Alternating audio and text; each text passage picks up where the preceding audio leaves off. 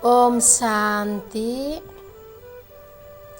परम पिता परमात्मा शिव बाबा हमको ब्रह्मा मुख माध्यम से हिंदी मुरली सर सुना रहे हैं।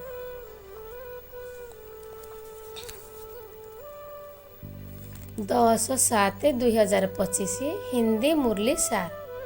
मीठे बाबा बोल रही है, मीठे बच्चे, देह अभिमान छोड़ देही अभिमानी बनो। देही अभिमानियों को ही ईश्वरीय संप्रदाय कहा जाता है। बाबा कहते देह अभिमान छाड़ी देही अभिमानी अर्थात आत्मा अभिमानी बनो और आत्मा देही अभिमानी मन को ईश्वरीय संप्रदाय कहा जाउछि। प्रश्न, तुम बच्चे अभी जो सत्संग करते हो यह दूसरे सत्संग से निराला है कैसे? बाबा कहते तुम्हें पिला माने बर्तन जो सत्संग करछ एटा दूसरा सत्संग केमिति अलगा केमिति? उत्तर रे बाबा बोल रहे हैं यही एक सत्संग है जिसमें तुम आत्मा और परमात्मा का ज्ञान सुनते हो। यहाँ पढ़ाई होती है, एम ऑब्जेक्टिव भी सामने है। दूसरे सत्संग में ना पढ़ाई होती ना कोई एम ऑब्जेक्ट है। आमर पढ़ाई बाबा आसी परम पिता परमात्मा को आत्मा परमात्मा पढ़ा सुना दौरान आर बाबा कहते यही एक सत्संग जो थे कि तुम आत्मा परमात्मार ज्ञान शुणुच यहीटा हूँ पढ़ाई। एथेर आमर एम अक्षर सामने अच्छे सीटा अच्छे आम कि भविष्य जाए लक्ष्मी नारायण जैसा हबू। दूसरे सत्संग यही पाठ पढ़ाऊनी कि एठी कौन से एम ऑब्जेक्ट नहीं। धारणा, 7 रोज की भट्टी में बैठ पतित बुद्धि को पावन बुद्धि बनाना। सत्य बाप से सत्य नारायण की सच्ची कथा सुन नर से नारायण बनना। बाबा कहते 7 रोज 7 दिन भट्टी रे बसिकी पतित बुद्धि को पावन बनैबा। सत्य बापार ठारो सत्य नारायण का सत्य कथा सुनिकी नरु नारायण हवा। वरदान अनुभव करिए। बाप दादा मेरे मस्तक ऊपर वरदान का हाथ रखिए और उनसे कमल माध्यम से हमके बोल रहे हैं हर खजाना को बाप के डायरेक्शन प्रमाण कार्य में लगाने वाले ऑनेस्ट व ईमानदार भव।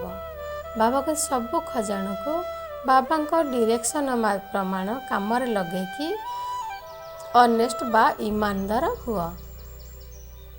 ऑनेस्ट अर्थात ईमानदार उसे कहा जाता है जो बाप के प्राप्त खजानों को बाप के डायरेक्शन बिना किसी भी कार्य में नहीं लगाए।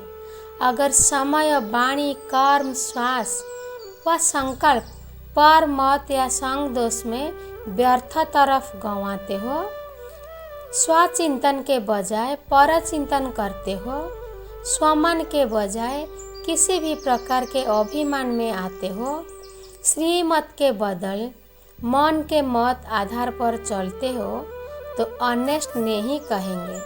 यह सब खजाने विश्व कल्याण के लिए मिले तो उसी में ही लगाना यही है ऑनेस्ट बनना।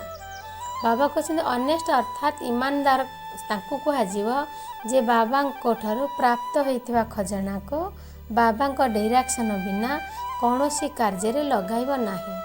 अगर समय वाणी कर्म श्वास व संकल्प परमत या संग दोषर व्यर्थ तरफ नष्ट करुचे ताले निजर चिंतन बजाय पर चिंतन करुचे, स्वमानर बजाय किसी भी प्रकार का अभिमान रे आसी जाउचे, श्रीमत बदल रे मन मतर आधार पर चलुचे ताहले ऑनेस्ट कुहा जीव नहीं। यह सब खजाना विश्व कल्याण के लिए भगवान हमको देछंदी। तेणु यही सब लगाना यही ऑनेस्ट बनाना। आम यही सब कर्म विश्व कल्याण जो लगेगा ताले एटा होची ऑनेस्ट बनिबा।